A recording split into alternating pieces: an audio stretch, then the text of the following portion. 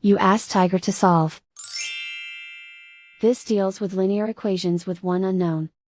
The final result is n equals -5. Let's solve it step by step. Group all constants on the right side of the equation. Add 1 to both sides.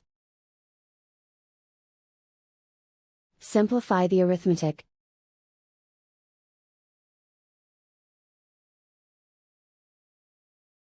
Isolate the n. Divide both sides by 10. Simplify the fraction. Find the greatest common factor of the numerator and denominator. Factor out and cancel the greatest common factor. And so the final result is n equals -5.